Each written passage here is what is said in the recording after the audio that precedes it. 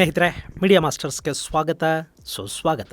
ಗೆಳೆಯರೆ, ಇರಾನಿನ nuclear ಬೇಸ್ಗಳನ್ನು, nuclear ಸೈಂಟಿಸ್ಟ್ಗಳನ್ನು ಮತ್ತು nuclear ಕನಸನ್ನು ಕೊಲ್ಲದೆ ಈ ಯುದ್ಧವನ್ನು ನಿಲ್ಲಿಸೋದಕ್ಕೆ ಇಸ್ರೇಲ್ ಸಿದ್ಧ ಇದ್ದಂಗಿಲ್ಲ. ಹೀಗಾಗಿನೇ ಅಮೆರಿಕದ B-2 ಬಾಂಬರ್ಗಳು ಕೂಡ ಇರಾನ್ನ ನೆಲದಾಳದ ಟನಲ್ಗಳ ಮೇಲೆ ದಾಳಿ ಮಾಡೋದಕ್ಕೆ ಸಿದ್ಧತೆಗಳನ್ನು ಮಾಡಿಕೊಳ್ತಾ ಇವೆ. B-2 ಬಾಂಬರ್ಗಳು ಈಗಾಗಲೇ ಇರಾನ್ನ ಆಕಾಶದ ಮೇಲೆ ಹಾರಾಡಿವೆ. ಹಾಗೆ ಬ್ರಿಟನ್ನ ಏರ್ ಬೇಸಲ್ಲಿ B-1 ಲ್ಯಾನ್ಸರ್ ವಿಮಾನಗಳು ಕೂಡ ಬಾಂಬುಗಳನ್ನು ಒಡಲಿಗೆ ಕಟ್ಟಿಕೊಂಡು ಇರಾನ್ ಮೇಲೆ ಹಾರಾಡೋದಕ್ಕೆ ಎಲ್ಲ ರೀತಿಯ ಸಿದ್ಧತೆಗಳನ್ನು ಮಾಡಿಕೊಂಡಿವೆ. ಜೊತೆಗೆ ಅಮೆರಿಕದ ಅತ್ಯಂತ ಭಯಾನಕ ಬಾಂಬರ್ಗಳ ಪೈಕಿ ಒಂದು ಅಂತ ಕರೆಸಿಕೊಳ್ಳುವ B-52 ಬಾಂಬರ್ ಕೂಡ ಇರಾನ್ ಯುದ್ಧಕ್ಕೆ ಬರೋದಕ್ಕೆ ಸಿದ್ಧ ಆಗಿದೆ. ಇಲ್ಲಿ ಅಮೆರಿಕಾಗೆ ಇರಾನ್ನಲ್ಲಿ ಬೇರೆ ಯಾವ್ಯಾವ ಹಿತಾಸಕ್ತಿಗಳಿದ್ರೂ ಕೂಡ ಇಸ್ರೇಲ್ ಇರಾನ್ನಲ್ಲಿ ಟಾರ್ಗೆಟ್ ಮಾಡ್ಕೊಳ್ತಾ ಇರೋದು ನ್ಯೂಕ್ಲಿಯರ್ ತಂತ್ರಜ್ಞಾನವನ್ನ ಮತ್ತು ಅದನ್ನ ಸಿದ್ಧಪಡಿಸೋದಕ್ಕೆ ಪ್ರಯತ್ನಗಳನ್ನ ಮಾಡ್ತಾ ಇರೋ ಸೈಂಟಿಸ್ಟ್ಗಳನ್ನ. ಈ ಬಾರಿ ಕೂಡ ಅವರು ಇರಾನ್ನ ನ್ಯೂಕ್ಲಿಯರ್ ಸೈಂಟಿಸ್ಟ್ಗಳನ್ನ ಹೊಡೆದು ಹಾಕಿದ್ದಾರೆ. ಮೊನ್ನೆ ತೆಹರಾನ್ನಲ್ಲಿ ನಡೆದ ಏರ್ ಸ್ಟ್ರೈಕ್ ಅಲ್ಲಿ ಇರಾನ್ನ ಪ್ರಮುಖ ನ್ಯೂಕ್ಲಿಯರ್ ಸೈಂಟಿಸ್ಟ್ ಒಬ್ಬರನ್ನ ಹೊಡೆದು ಹಾಕಿದ್ದೀವಿ ಅಂತ ಇಸ್ರೇಲಿನ ಪ್ರಧಾನಿ ನೆತನ್ಯಾಹು ಹೇಳಿದ್ದಾರೆ. ಹಾಗಾದ್ರೆ ಇಸ್ರೇಲ್ ಇರಾನ್ನ ವಿಜ್ಞಾನಿಗಳನ್ನ ಹೇಗೆ ಟಾರ್ಗೆಟ್ ಮಾಡ್ಕೊಳ್ತಾ ಇದೆ ಮತ್ತು ಈ ಹಿಂದೆ ಇಸ್ರೇಲ್ ಇರಾನ್ನ ನ್ಯೂಕ್ಲಿಯರ್ ಸೈಂಟಿಸ್ಟ್ಗಳನ್ನ ಹೊಡೆದು ಕೊಂದ ರೀತಿ ಹೇಗಿತ್ತು, ಯಾವೆಲ್ಲ ಪ್ರಮುಖ ವಿಜ್ಞಾನಿಗಳಿಗೆ ಹೋರ್ ಟಿಕೆಟ್ ಅನ್ನಲ್ಲಿ ಕೊಟ್ಟು ಕಳುಹಿಸಿದ್ರು ಅನ್ನೋದ್ರ ಬಗ್ಗೆ ಒಂದಷ್ಟು ಮಾಹಿತಿಯನ್ನ ನಾವಿಲ್ಲಿ ನೋಡೋಣ. ಗೆಳೆಯರೆ, ಸಾಕಷ್ಟು ಜನಕ್ಕೆ ಇವತ್ತಿಗೂ ಕೂಡ ಇಸ್ರೇಲ್ ಇರಾನ್ ಮೇಲೆ ಇಷ್ಟೊಂದು ಪ್ರಮಾಣದ ದಾಳಿಯನ್ನು ಯಾಕೆ ಮಾಡ್ತಾ ಇದೆ ಅನ್ನೋದು ಗೊತ್ತಾಗ್ತಾ ಇಲ್ಲ. ಅದನ್ನ ಇಲ್ಲಿ ಮೊದಲು ಕ್ಲಿಯರ್ ಮಾಡಿಬಿಡ್ತೀನಿ. ಈ ಇಸ್ರೇಲ್ ಮತ್ತು ಇರಾನ್ಗಳು ಕಳೆದ 47 ವರ್ಷಗಳಿಂದ ಕೂಡ ಬದ್ಧ ವೈರಿಗಳಂತೆ ಕಾಣ್ತಾ ಇದ್ದಾರೆ. ಇರಾನ್ನಲ್ಲಿ ರಾಜಾಡಳಿತ ಪತನಗೊಂಡು ಅಲ್ಲಿ ಇಸ್ಲಾಮಿಕ್ ಕ್ರಾಂತಿಯಾಗಿ ಶಿಯಾ ರೆಜಿಮ್ ಶುರುವಾದ ದಿನದಿಂದಲೂ ಅವರು ಇರಾನ್ ವಿರುದ್ಧ ಬೆಂಕಿ ಕಾರ್ತಲೇ ಬರ್ತಾ ಇದ್ದಾರೆ. ಶಿಯಾ ಇರಾನ್ನಲ್ಲಿನ ಥಿಯೋಕ್ರಸಿ ಆಡಳಿತ ಇಡೀ ಜಗತ್ತನ್ನ ಇಸ್ಲಾಂ ಮಯ ಮಾಡಬೇಕು ಅಂತ ಅಂದ್ಕೊಳ್ಳುತ್ತೆ. ಅಟ್ಲೀಸ್ಟ್ ಮಧ್ಯಪ್ರಾಚ್ಯದ ದೇಶಗಳಲ್ಲಿ ಮುಲ್ಲಾಗಳ ಆಡಳಿತ ಬರಬೇಕು, ಧರ್ಮಾಧಾರಿತ ರಾಜ್ಯಾಡಳಿತ ಶುರು ಆಗಬೇಕು ಅನ್ನೋ ಕನಸನ್ನ ಇರಾನ್ ಅವತ್ತಿನಿಂದಲೂ ಕಾಣ್ತಾ ಬರ್ತಾ ಇದೆ. ಇದರ ಜೊತೆ ಇಸ್ಲಾಂನ ಪವಿತ್ರ ಕ್ಷೇತ್ರಗಳ ಪೈಕಿ ಒಂದು ಅನ್ನಿಸ್ಕೊಳ್ಳುವ ಅಲ್ ಅಕ್ಸಾ ಮಸೀದಿ ಇರುವ ಜೆರೂಸಲೆಮ್ ಅನ್ನ ಯಹೂದ್ಯರ ಕೈಯಿಂದ ಕಿತ್ಕೋಬೇಕು ಅನ್ನೋದು ಕೂಡ ಇರಾನ್ನ ಕನಸುಗಳ ಪೈಕಿ ಒಂದು. ಗೆಳೆಯರೆ, ಈ ಜೆರೂಸಲೆಮ್ ಅನ್ನೋದು ಯಹೂದ್ಯರು, ಕ್ರೈಸ್ತರು ಮತ್ತು ಇಸ್ಲಾಂ ಮೂರೂ ಮತಗಳ ಜನರಿಗೆ ಪವಿತ್ರ ಕ್ಷೇತ್ರ ಅನ್ನಿಸ್ಕೊಳ್ಳುತ್ತೆ. ಅಲ್ಲಿ ಯಹೂದ್ಯರ ದೇವಾಲಯ ಆಯಿತು, ಜೀಸಸ್ ಕ್ರೈಸ್ಟ್ ಹುಟ್ಟಿದ್ದು ಕೂಡ ಅದೇ ನೆಲದಲ್ಲಿ. ಹಾಗೆ ಅಲ್ಲಿಗೆ ಮೊಹಮ್ಮದ್ ಪೈಗಂಬರ್ ಅವರು ಹೋಗಿದ್ರಂತೆ. ಹೀಗಾಗಿ ಅಲ್ಲೊಂದು ಮಸೀದಿಯನ್ನ ಕಟ್ಟಿದ್ದಾರೆ. ಅದನ್ನ ಅಲ್ ಅಕ್ಸಾ ಅಂತ ಕರೀತಾರೆ. ಅದು ಮೆಕ್ಕಾ ಮದೀನಾಗಳ ನಂತರ ಮುಸಲ್ಮಾನರಿಗೆ 3ನೇ ಅತ್ಯಂತ ಪವಿತ್ರ ಕ್ಷೇತ್ರ ಅನ್ನಿಸ್ಕೊಳ್ಳುತ್ತೆ. ಇನ್ನು ಈ ಜೆರೂಸಲೆಮ್ ಒಂದು ಕಾಲಕ್ಕೆ ಆಟೋಮನ್ ಟರ್ಕರ ಆಳ್ವಿಕೆಯಲ್ಲಿತ್ತು. ಆನಂತರ ಜೋರ್ಡಾನ್ ರಾಜನ ಆಡಳಿತಕ್ಕಿದು ಸಿಕ್ತು. ಅರಬ್ ಯುದ್ಧವನ್ನು ಗೆದ್ದ ಇಸ್ರೇಲ್ ಈ ವೆಸ್ಟ್ ಬ್ಯಾಂಕ್ ಪ್ರದೇಶವನ್ನು ಜೋರ್ಡಾನ್ನಿಂದ ತಾನು ಕಿತ್ಕೊಳ್ತು. ಅದಾದ ಮೇಲೆ ಜೆರೂಸಲೆಮ್ನ ಆಡಳಿತ ಕೂಡ ಇಸ್ರೇಲ್ನ ಕೈಗೆ ಬಂತು. ಇಲ್ಲಿ ಅಲ್ ಅಕ್ಸಾ ಮಸೀದಿ ಇರೋ ಭೂಪ್ರದೇಶವನ್ನ ಯಹೂದ್ಯರು ಆಳೋದು ಅನ್ನೋದಿದೆಯಲ್ಲ, ಅದನ್ನ ಇಸ್ಲಾಮಿಕ್ ಮೂಲಭೂತವಾದಿಗಳು ಸಹಿಸಿಕೊಳ್ಳೋದಕ್ಕೆ ಸಾಧ್ಯ ಆಗ್ತಾ ಇಲ್ಲ. ಹೀಗಾಗಿ ವೆಸ್ಟ್ ಬ್ಯಾಂಕ್ ಅಂದ್ರೆ ಜೋರ್ಡಾನ್ ನದಿಯ ಪಶ್ಚಿಮದ ದಡದಿಂದ ಹಿಡಿದು ಮೆಡಿಟರೇನಿಯನ್ ಸಮುದ್ರದವರೆಗಿನ ಇದಿಷ್ಟೂ ಭೂಭಾಗವನ್ನ ಪ್ಯಾಲೆಸ್ತೀನನ್ನಾಗಿ ಬದಲಾಯಿಸಬೇಕು, ಇಲ್ಲಿರೋ ಯಹೂದ್ಯರನ್ನ ಇಲ್ಲಿಂದ ಓಡಿಸಬೇಕು ಮತ್ತು ಇದೆಲ್ಲ ಕೂಡ ಇಸ್ಲಾಂ ಆಡಳಿತದ ಅಡಿಗೆ ಬರಬೇಕು ಅನ್ನೋ ಒಂದು ಎಕ್ಸ್ಟ್ರೀಮಿಸ್ಟ್ ಕನಸೇನಿದೆ ಅದಕ್ಕೆ ಇರಾನ್ ಮತ್ತಷ್ಟು ಪ್ರಚೋದನೆಯನ್ನ ಕೊಡ್ತಾ ಇದೆ. ಹೀಗಾಗಿ ಇಸ್ರೇಲ್ ಮತ್ತು ಅಲ್ಲಿನ ಆಡಳಿತದ ವಿಷಯದಲ್ಲಿ ಇರಾನ್ ಬೆಂಕಿ ಕಾರ್ತಾ ಇರುತ್ತೆ. ಇದರ ಜೊತೆ ಇರಾನ್ಗೆ ಇಸ್ಲಾಮಿಕ್ ದೇಶಗಳ ನಾಯಕತ್ವದ ಕಿರೀಟ ತನ್ನ ತಲೆ ಮೇಲೆ ಇಟ್ಕೋಬೇಕು ಅನ್ನೋ ಆಸೆ ಕೂಡ ಇತ್ತು. ಹೀಗಾಗಿ ಇಸ್ಲಾಮಿಕ್ ದೇಶಗಳಲ್ಲಿ ಅತ್ಯಂತ ಶಕ್ತಿಶಾಲಿ ದೇಶ ಅನ್ನಿಸ್ಕೋಬೇಕು ಅಂದರೆ ಒಂದು ನ್ಯೂಕ್ಲಿಯರ್ ಬಾಂಬನ್ನು ತಯಾರು ಮಾಡ್ಕೋಬೇಕು ಅಂತ ಕೂಡ ಇರಾನ್ ಅಂದ್ಕೊಳ್ಳೋದಕ್ಕೆ ಶುರು ಮಾಡ್ತು. ಇಲ್ಲಿ 1980ರ ನಂತರ ಇರಾನ್ ದೊಡ್ಡ ಪ್ರಮಾಣದಲ್ಲಿ ಆಯುಧಗಳನ್ನು ತಯಾರು ಮಾಡ್ಕೊಳ್ಳೋದಕ್ಕೆ ಮತ್ತು ತನ್ನ ಆಯುಧ ಭಂಡಾರವನ್ನು ತುಂಬಿಕೊಳ್ಳೋದಕ್ಕೆ ನಿರಂತರ ಪ್ರಯತ್ನಗಳನ್ನು ಮಾಡ್ತಾ ಬರ್ತಾ ಇದೆ. ಅವರು 2,000-3,000 ಕಿಲೋಮೀಟರ್ ರೇಂಜ್ ಅನ್ನು ಹೊಂದಿರುವ ಸಾಕಷ್ಟು ಮಿಸೈಲ್ಗಳನ್ನು ಸಿದ್ಧ ಮಾಡಿಟ್ಕೊಂಡಿದ್ದಾರೆ. ಕ್ರೂಸ್ ಮಿಸೈಲ್ಗಳಿವೆ, ಬಾಲಿಸ್ಟಿಕ್ ಮಿಸೈಲ್ಗಳು ಕೂಡ ಅವರ ಬತ್ತಳಿಕೆಯಲ್ಲಿವೆ. ಆ ಮಿಸೈಲ್ಗಳನ್ನು ಸಿದ್ಧಪಡಿಸ್ಕೊಳ್ಳೋದಕ್ಕೆ ಮತ್ತು ಶತ್ರುಗಳ ದಾಳಿಗಳಿಂದ ಅವುಗಳನ್ನು ಕಾಪಾಡಿಕೊಳ್ಳೋದಕ್ಕೆ ನೆಲದಾಳದಲ್ಲಿ ದೊಡ್ಡ ದೊಡ್ಡ ಟನಲ್ಗಳನ್ನು ಮಾಡಿಟ್ಕೊಂಡಿದ್ದಾರೆ, ಡ್ರೋನ್ಗಳನ್ನು ಮಾಡ್ತಾ ಇದ್ದಾರೆ. ಆದರೆ ಇದೆಲ್ಲದರ ಜೊತೆಗೆ ಅಣ್ವಸ್ತ್ರವೊಂದು ಇಲ್ಲದೆ ಇದ್ರೆ ಇದ್ಯಾವುದೂ ಪೂರ್ಣಗೊಳ್ಳೋದಿಲ್ಲ. ಪರಿಪೂರ್ಣವಾಗಿ ಶಕ್ತಿಶಾಲಿ ಅಂತ ನಾವು ಅನ್ನಿಸ್ಕೊಳ್ಳೋದಕ್ಕೆ ಸಾಧ್ಯ ಇಲ್ಲ ಅಂತ ಇರಾನ್ ಭಾವಿಸಿದೆ. ಇರಾನ್ನ ಪಕ್ಕದಲ್ಲೊಂದು ಪಾಕಿಸ್ತಾನ ಅನ್ನೋ ದೇಶ ಇದೆ ನೋಡಿ, ಹುಟ್ಟು ಭಿಕಾರಿಗಳ ದೇಶ. ಆದ್ರೆ ಇಸ್ಲಾಮಿಕ್ ಜಗತ್ತು ಪಾಕಿಸ್ತಾನಕ್ಕೂ ಒಂದು ಸ್ವಲ್ಪ ಗೌರವ ಗೌರವ ಕೊಡುತ್ತೆ. ಹಾಗೆ ಒಂದು OIC ಅಂತ ಇದೆ, ಅಂದರೆ ಆರ್ಗನೈಸೇಷನ್ ಆಫ್ ಇಸ್ಲಾಮಿಕ್ ಕೋಆಪರೇಷನ್ ಅಂತ, ಅದು ಮುಸ್ಲಿಂ ದೇಶಗಳ ಒಕ್ಕೂಟ. ಅಲ್ಲಿ ಕೂಡ ಜಗತ್ತಿನ ಅತ್ಯಂತ ಶ್ರೀಮಂತ ಇಸ್ಲಾಮಿಕ್ ದೇಶಗಳು ಈ ಪಾಕಿಸ್ತಾನಕ್ಕೆ ಒಂದು ಸ್ವಲ್ಪ ಗೌರವ ಕೊಡೋದನ್ನ ಇರಾನ್ ನೋಡಿದೆ. ಆ ಭಿಕಾರಿಗಳಿಗೆ ಗೌರವ ಸಿಗ್ತಾ ಇರೋದು ಅವ್ರ ಹತ್ರ ಒಂದು ನ್ಯೂಕ್ಲಿಯರ್ ಬಾಂಬ್ ಇದೆ ಅನ್ನೋ ಕಾರಣಕ್ಕೆ, ಅವರು ಶಕ್ತಿಶಾಲಿಗಳಾಗಿ ಕಾಣ್ತಾರೆ ಅನ್ನೋ ಕಾರಣಕ್ಕೆ, ಮತ್ತು ಇಡೀ ಇಸ್ಲಾಮಿಕ್ ಜಗತ್ತಲ್ಲೇ ಮೊಟ್ಟ ಮೊದಲ ನ್ಯೂಕ್ಲಿಯರ್ ಬಾಂಬ್ ಅನ್ನ ಇಟ್ಟುಕೊಂಡಿರುವ ದೇಶ ಪಾಕಿಸ್ತಾನ ಅನ್ನೋ ಕಾರಣಕ್ಕೆ ಮುಸ್ಲಿಂ ಜಗತ್ತು ಅವರನ್ನ ಗೌರವಿಸ್ತಿದೆ ಅಂತ ಇರಾನ್ ಭಾವಿಸ್ತು. ಹೀಗಾಗಿ ತಾನು ಕೂಡ ಒಂದು ನ್ಯೂಕ್ಲಿಯರ್ ಬಾಂಬ್ ಅನ್ನ ಸಿದ್ಧ ಮಾಡಿಟ್ಟುಕೊಂಡು ಬಿಟ್ರೆ, ಸೌದಿ ಅರೇಬಿಯಾ ಸೇರಿದ ಹಾಗೆ ಇನ್ನಿತರ ಇಸ್ಲಾಮಿಕ್ ದೇಶಗಳು ತನ್ನನ್ನ ಗೌರವಿಸೋದಕ್ಕೆ, ತನ್ನ ಬಗ್ಗೆ ಒಂದು ಭಯ ಬೆಳೆಸ್ಕೊಳ್ಳೋದಕ್ಕೆ ಕಾರಣ ಆಗುತ್ತೆ ಅನ್ನೋದು ಒಂದು ಕಾರಣ. ಆದ್ರೆ ನ್ಯೂಕ್ಲಿಯರ್ ಬಾಂಬ್ ಇದ್ದು ಬಿಟ್ರೆ ಇಸ್ರೇಲ್ ಅನ್ನ ಕಂಟ್ರೋಲ್ ಮಾಡೋದಿಕ್ಕೆ, ಇಸ್ರೇಲ್ನ ವಿರುದ್ಧ ಒಂದು ಡೆಟರೆನ್ಸ್ ಅನ್ನ ಸಾಧಿಸೋದಿಕ್ಕೆ ಮತ್ತು ಮಧ್ಯಪ್ರಾಚ್ಯದಲ್ಲಿ ಶಕ್ತಿ ಸಮತೋಲನವನ್ನ ಸಾಧಿಸೋದಿಕ್ಕೆ ಕೂಡ ಇದರಿಂದ ಸಾಧ್ಯ ಆಗತ್ತೆ ಅಂತ ಇರಾನ್ ಭಾವಿಸ್ತು. ಆದ್ರೆ ಇಸ್ರೇಲ್ ಇದೆ ನೋಡಿ, ಅದು ಯಾವುದೇ ಕಾರಣಕ್ಕೂ ಇನ್ಯಾವುದೇ ಇಸ್ಲಾಮಿಕ್ ದೇಶ ಮತ್ತೊಂದು ನ್ಯೂಕ್ಲಿಯರ್ ಬಾಂಬ್ ಅನ್ನ ಸಿದ್ಧಪಡಿಸ್ಕೊಳ್ಳೋದಕ್ಕೆ ಅವಕಾಶವನ್ನ ಕೊಡಬಾರದು ಅಂತ ನಿರ್ಧಾರ ಮಾಡಿ ಆಗಿದೆ. ಈ ಹಿಂದೆ ಕೂಡ ಯಾರ್ಯಾರು ಅಣು ಬಾಂಬುಗಳನ್ನ ಸಿದ್ಧ ಮಾಡಿಟ್ಟುಕೊಳ್ಳೋದಕ್ಕೆ ಈ ಭಾಗದಲ್ಲಿ ಪ್ರಯತ್ನಗಳನ್ನು ಮಾಡಿದ್ರು, ಅವರೆಲ್ಲ ಪ್ರಯತ್ನಗಳನ್ನು ಕೂಡ ಇಸ್ರೇಲ್ ನಾಶ ಮಾಡ್ತಾ ಬರ್ತಾ ಇದೆ. ಇದರ ನಡುವೆನೂ ಇರಾನ್ ಅಣು ಬಾಂಬ್ ಅನ್ನ ಸಿದ್ಧಪಡಿಸಿಕೊಳ್ಳೋ ನಿಟ್ಟಲ್ಲಿ ದೊಡ್ಡ ಹೆಜ್ಜೆಗಳನ್ನ ಇಡ್ತಾ ಇದ್ದದ್ದು. ಯುರೇನಿಯಂ ಅನ್ನ 60% ಸಂಸ್ಕರಿಸೋದರಲ್ಲಿ ಇರಾನ್ ಯಶಸ್ಸನ್ನ ಪಡ್ಕೊಂಡಿದ್ದು ಇಸ್ರೇಲ್ನ ನಿದ್ದೆಗೆಡಿಸೋದಕ್ಕೆ ಶುರು ಮಾಡ್ತು. ಈ ಎರಡೂ ದೇಶಗಳ ನಡುವೆ ಒಂದು ದೊಡ್ಡ ಸಂಘರ್ಷಕ್ಕೆ ಇದು ನಾಂದಿ ಹಾಡ್ತು. ಅದರಲ್ಲೂ 2010 ನಂತರ ಇರಾನ್ ತನ್ನ ಅಣ್ವಸ್ತ್ರ ಕಾರ್ಯಕ್ರಮದ ವೇಗವನ್ನ ಹೆಚ್ಚು ಮಾಡಿದ ಮೇಲೆ ಇಸ್ರೇಲ್ ಇರಾನ್ನ ವಿರುದ್ಧ ಕೆಂಡಾಮಂಡಲಾಯಿತು. ಅಲ್ಲಿಂದ ಇಲ್ಲಿವರೆಗೆ ಇಸ್ರೇಲ್ ಹಾಗೂ ಇರಾನ್ ನಡುವೆ ಒಂದು ಸಂಘರ್ಷ ನಡೀತಲೇ ಬರ್ತಾ ಇದೆ. ಇಲ್ಲಿ ಇರಾನ್ ಇಸ್ರೇಲ್ ಅನ್ನ ನಾಶ ಮಾಡದೆ ತಾನು ಶಕ್ತಿಶಾಲಿಯಾಗಿ ಕಾಣೋದಿಕ್ಕೆ ಸಾಧ್ಯ ಇಲ್ಲ ಅಂತ ಭಾವಿಸುತ್ತೆ. ಹೀಗಾಗಿ ಅದರ ಜೊತೆ ಅರಬ್ ದೇಶಗಳ ಶಕ್ತಿಯನ್ನು ಕೂಡ ಕುಗ್ಗಿಸಬೇಕು ಅಂತ ಇರಾನ್ ಭಾವಿಸುತ್ತೆ. ಹೀಗಾಗಿ ಈ ಅರಬ್ ದೇಶಗಳು ಮತ್ತು ಇಸ್ರೇಲ್ನ ಸುತ್ತ ಆಕ್ಟೋಪಸ್ನ ರೀತಿಯಲ್ಲಿ ತನ್ನ ಪ್ರಾಕ್ಸಿಗಳ ಮೂಲಕ ಒಂದು ಆಧಿಪತ್ಯವನ್ನ ಸಾಧಿಸೋದಕ್ಕೆ ಇರಾನ್ ಪ್ರಯತ್ನಗಳನ್ನ ಮಾಡ್ತಾ ಇತ್ತು. ಅವುಗಳ ಜೊತೆ ಹೋರಾಡ್ತಾ ಈ ಆಕ್ಟೋಪಸ್ನ ಒಂದೊಂದೇ ಕೈ ಕಾಲುಗಳನ್ನ ಕತ್ತರಿಸ್ತಾ ಹೋದ್ರೆ ಯಾವತ್ತಿಗೂ ಇದರ ಜೊತೆಗಿನ ಯುದ್ಧ ಮುಗಿಯೋದಿಲ್ಲ ಅನ್ನೋದು ಅರ್ಥ ಆದಮೇಲೆ ಅದರ ತಲೆನೇ ಕಡಿಬೇಕು ಅನ್ನೋ ನಿರ್ಧಾರವನ್ನ ಇಸ್ರೇಲ್ ಮಾಡ್ತು. ಈ ಡಾಕ್ಟ್ರಿನ್ ಆಫ್ ಆಕ್ಟೋಪಸ್ ಏನಿದೆ ಅದನ್ನ ನಾಶ ಮಾಡೋದರ ಭಾಗವಾಗಿ ಈಗ ಇಸ್ರೇಲ್ ಮತ್ತು ಅಮೆರಿಕಾಗಳು ಇರಾನ್ನ ಮೇಲೆ ನೇರವಾಗಿ ದಾಳಿಗೆ ಮುಂದಾಗಿವೆ. ಇನ್ನು ಇಸ್ರೇಲ್ ಇಲ್ಲಿವರೆಗೆ ಇರಾನ್ನ ಸಾಕಷ್ಟು ನ್ಯೂಕ್ಲಿಯರ್ ಬೇಸ್ಗಳು ಹಾಗೂ ಸೈಂಟಿಸ್ಟ್ಗಳನ್ನ ಟಾರ್ಗೆಟ್ ಮಾಡಿಕೊಂಡು ಬರ್ತಾ ಇದೆ.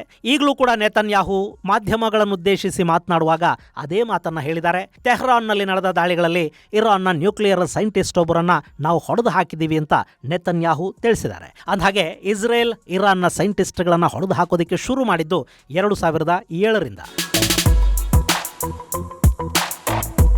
ಗೆಳೆಯರೆ, 2007ರ ನಂತರ ಇರಾನ್ನ ನ್ಯೂಕ್ಲಿಯರ್ ಪ್ರೋಗ್ರಾಮ್ ಮೇಲೆ ಇಸ್ರೇಲ್ನ ಕಣ್ಣು ಬಿತ್ತು. ಅವರು ಅಲ್ಲಿ ಏನಾದರೂ ಮಾಡಿ ಆ ಕಾರ್ಯಕ್ರಮವನ್ನು ತಡಿಲೇಬೇಕು ಅಂತ ನಿರ್ಧಾರ ಮಾಡಿದ್ರು. ಹೀಗಾಗಿ ಇಸ್ರೇಲ್ ಅಲ್ಲಿ ಆಯ್ಕೆ ಮಾಡಿಕೊಂಡ ದಾರಿ ಇರಾನ್ನ ನ್ಯೂಕ್ಲಿಯರ್ ಸೈಂಟಿಸ್ಟ್ಗಳನ್ನ ಹೊಡೆದು ಹಾಕೋದಾಗಿತ್ತು. ಅಲ್ಲಿಂದ ಶುರುವಾಗಿದೆ ಮೊಸಾದ್ ಮತ್ತು IDFನ ಹಂಟಿಂಗ್ ಪ್ರೋಗ್ರಾಮ್. ಈ ಪಟ್ಟಿಯಲ್ಲಿ ಅವರು ಮೊಟ್ಟ ಮೊದಲನೇದಾಗಿ ಹೊಡೆದು ಹಾಕಿದ್ದು ಇರಾನ್ನ ವಿಜ್ಞಾನಿ ಅರ್ದೇಶಿರ್ ಹೊಸೈನ್ ಪೂರ್ ಅವರನ್ನ. ಈತನನ್ನ 2007ರಲ್ಲಿ ಇಸ್ರೇಲ್ ಹೊಡೆದು ಹಾಕ್ತು. ಈ ಅರ್ದೇಶಿರ್ ನ್ಯೂಕ್ಲಿಯರ್ ಸೈಂಟಿಸ್ಟ್ ಆಗಿ, ಫಿಸಿಕ್ಸ್ನ ಪ್ರೊಫೆಸರ್ ಹಾಗೂ ಎಲೆಕ್ಟ್ರೋಮ್ಯಾಗ್ನೆಟಿಸಮ್ನ ಎಕ್ಸ್ಪರ್ಟ್ ಆಗಿ ಕೆಲಸ ಮಾಡ್ತಾ ಇದ್ರು. ಇರಾನಿನ ನ್ಯೂಕ್ಲಿಯರ್ ಪ್ರೋಗ್ರಾಮ್ ಅಲ್ಲಿ ಅರ್ದೇಶಿರ್ನ ಹೆಸರು ಅತ್ಯಂತ ಪ್ರಮುಖವಾಗಿತ್ತು. ಆತನನ್ನ ಇಸ್ಫಹಾನ್ ನ್ಯೂಕ್ಲಿಯರ್ ಸೈಟ್ ಅಲ್ಲಿ ಇಸ್ರೇಲ್ ಮುಗಿಸ್ತು ಅಂತ ಇರಾನ್ ಹೇಳ್ತು. ಅಲ್ಲಿ ವಿಷಕಾರಿ ಅನಿಲ ಸೇವನೆಯ ಕಾರಣದಿಂದ ವಿಜ್ಞಾನಿ ಅರ್ದೇಶಿರ್ ಸಾವನ್ನಪ್ಪಿದ್ರು. ಆದ್ರೆ ಇದೊಂದು ಮಿಸ್ಟೀರಿಯಸ್ ಸಾವಾಗಿ ಉಳ್ಕೊಂಡು ಬಿಡ್ತು. ಇಸ್ರೇಲ್ ಕೂಡ ಅದನ್ನ ನಾವೇ ಮಾಡಿದ್ದು ಅಂತ ಎಲ್ಲೂ ಹೇಳಿಕೊಳ್ಳೋದಿಕ್ಕೆ ಹೋಗಲಿಲ್ಲ.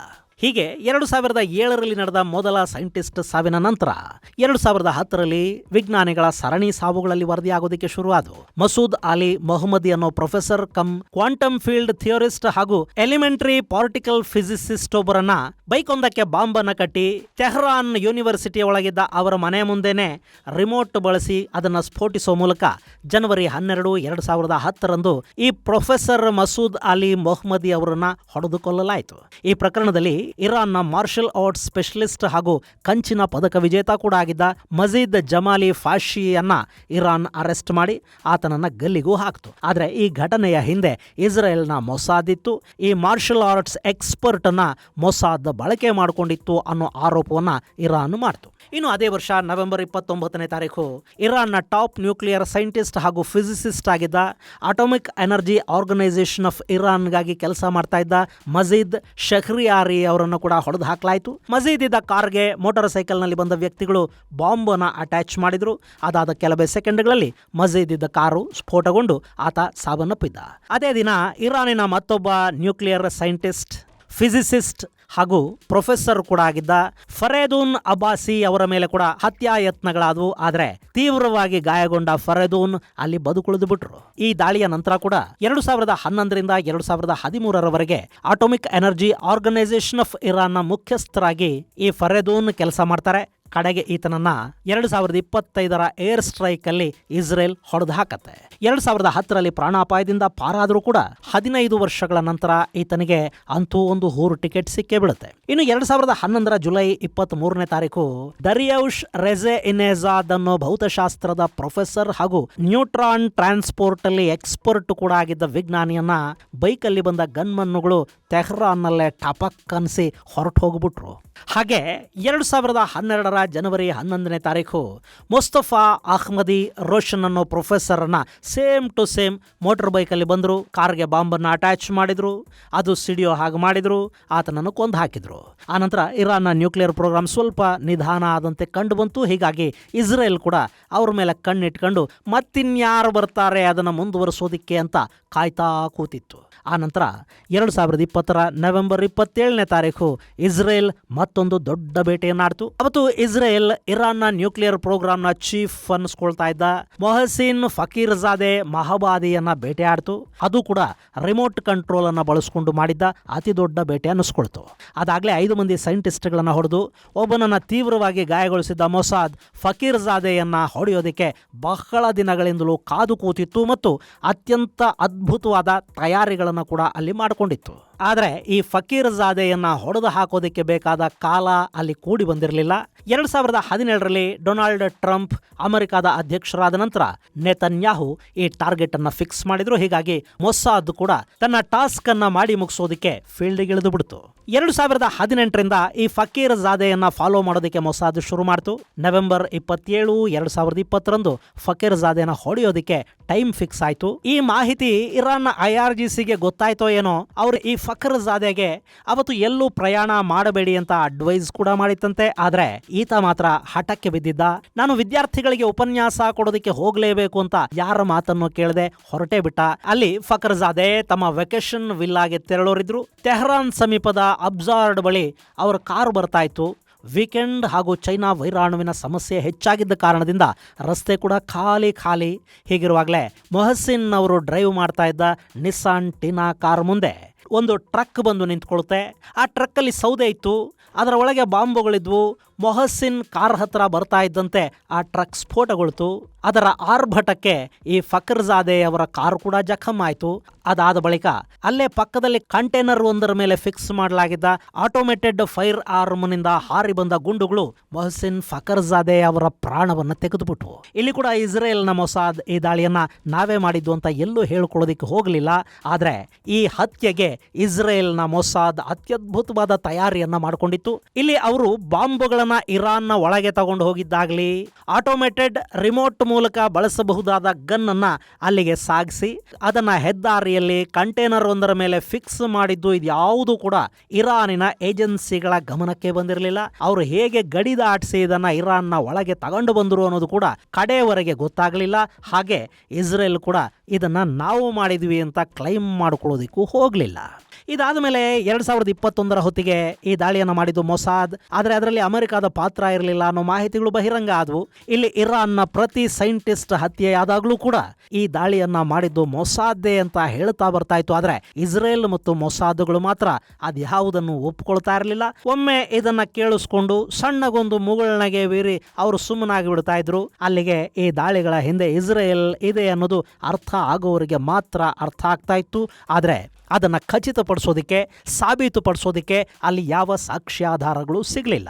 ಹೀಗೆ 2020ರಲ್ಲಿ ಬಹುದೊಡ್ಡ ದಾಳಿಯ ನಂತರ ಇಸ್ರೇಲ್ ಇರಾನ್ನ ನ್ಯೂಕ್ಲಿಯರ್ ಸೈಂಟಿಸ್ಟ್ಗಳನ್ನ ಹಾಗೂ ಬೇಸ್ಗಳನ್ನ ಟಾರ್ಗೆಟ್ ಮಾಡಿಕೊಂಡಿದ್ದು ಮತ್ತೆ ಅಮೆರಿಕ ಅಧ್ಯಕ್ಷ ಗಾದಿಗೆ ಟ್ರಂಪ್ ಬಂದ ನಂತರನೇ. ಬಿಡೆನ್ ಅವಧಿಯಲ್ಲಿ ಇಸ್ರೇಲ್ 4 ವರ್ಷಗಳ ಕಾಲ ಸುಮ್ಮನಿತ್ತು. ಆದರೆ ಟ್ರಂಪ್ ಅಧ್ಯಕ್ಷರಾಗ್ತಾ ಇದ್ದಂತೆ ಇಸ್ರೇಲ್ನ ಮೊಸಾದ್ ಇರಾನ್ನ ವಿರುದ್ಧ ಮತ್ತೆ ಆಕ್ಟಿವ್ ಆಯಿತು. 2025ರ ಜೂನ್ 13ನೇ ತಾರೀಕು ಇರಾನ್ನ ನ್ಯೂಕ್ಲಿಯರ್ ಫೆಸಿಲಿಟಿಗಳ ಮೇಲೆ ದಾಳಿ ಆಯಿತು. ಆ ದಾಳಿಯಲ್ಲಿ 2010ರ ಬ್ಲಾಸ್ಟ್ ಅಲ್ಲಿ ಗಾಯಗೊಂಡು ಪ್ರಾಣ ಉಳಿಸಿಕೊಂಡಿದ್ದ ಫರೆದೂನ್ ಅಬ್ಬಾಸಿ ಸಾವನ್ನಪ್ಪಿದ್ರು.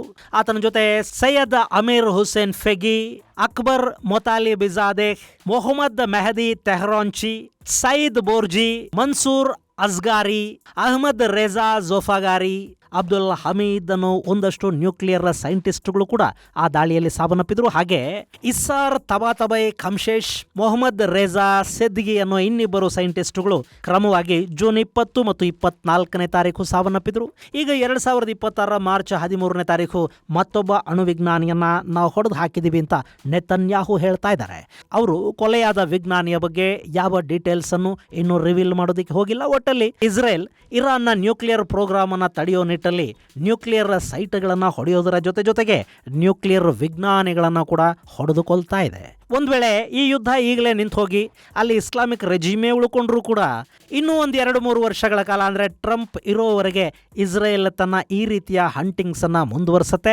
ಈ ಮೂಲಕ ಇರಾನಿನ ನ್ಯೂಕ್ಲಿಯರ್ ಕಾರ್ಯಕ್ರಮದ ಪ್ರಗತಿಗೆ ಒಂದಷ್ಟು ಅಡ್ಡಿಯನ್ನುಂಟು ಮಾಡುವ ಕೆಲಸವನ್ನಂತೂ ಮಾಡುತ್ತೆ. ಇಲ್ಲಿ ಇರಾನ್ ಅಣ್ವಸ್ತ್ರ ಶಕ್ತ ಆದ್ರೆ ಅದು ಇಸ್ರೇಲ್ ಮೇಲೆ ಯಾವತ್ತಾದರೂ ಅದನ್ನ ಬಳಸಿ ದಾಳಿ ಮಾಡಬಹುದು.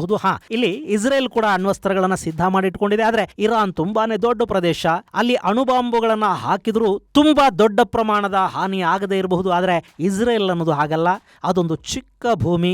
ಅಲ್ಲಿ 1-2 ಅಣುಬಾಂಬುಗಳು ಬಿದ್ದುಬಿಟ್ರೂ ಕೂಡ ಇಡೀ ಇಸ್ರೇಲ್ ಭಸ್ಮ ಆಗಿ ಹೋಗುತ್ತೆ. ಒಂದು ತಾಯ್ನೆಲವನ್ನ ಕಟ್ಕೋಬೇಕು ಅನ್ನೋ ಅವರ ಸಹಸ್ರಾರು ವರ್ಷಗಳ ಪ್ರಯತ್ನ ಮತ್ತು ಕಳೆದ 78 ವರ್ಷಗಳಲ್ಲಿ ಅವರು ಅದನ್ನ ಉಳಿಸ್ಕೊಳ್ಳೋದಕ್ಕೆ ಮಾಡಿದ ಹೋರಾಟಗಳಿವೆ ನೋಡಿ, ಇವೆಲ್ಲ ಕೂಡ ಮೆಡಿಟರೇನಿಯನ್ ಸಮುದ್ರದಲ್ಲಿ ಮುಳುಗಿ ಹೋಗುತ್ತವೆ. ಹಾಗಾಗಬಾರದು ಅನ್ನೋ ಕಾರಣಕ್ಕೇನೆ ಇಸ್ರೇಲ್ ಯಾವುದೇ ಕಾರಣಕ್ಕೂ ಇರಾನ್ ನ್ಯೂಕ್ಲಿಯರ್ ಶಕ್ತ ಆಗಬಾರದು ಅಂತ ಬಯಸ್ತಾ ಇದೆ. ಅದಕ್ಕೆ ಬೇಕಾದ ಎಲ್ಲ ಪ್ರಯತ್ನಗಳನ್ನು ಮಾಡ್ತಾ ಇದೆ. ಇದು ಗೆಳೆಯರೆ ಇಸ್ರೇಲ್ನ ಮೊಸಾದ್ ಮಾಡಿದ್ದ ನ್ಯೂಕ್ಲಿಯರ್ ಸೈಂಟಿಸ್ಟ್ಗಳ ಬೇಟೆಯ ಕುರಿತಾದ ಒಂದಷ್ಟು ಮಾಹಿತಿ. ಮುಂದಿನ ಸಂಚಿಕೆಯಲ್ಲಿ ಮತ್ತಷ್ಟು ವಿಶೇಷಗಳ ಜೊತೆ ಮತ್ತೆ ಭೇಟಿಯಾಗೋಣ. ಅಲ್ಲಿವರೆಗೆ ಜೈ ಹಿಂದ್, ಜೈ ಕರ್ನಾಟಕ.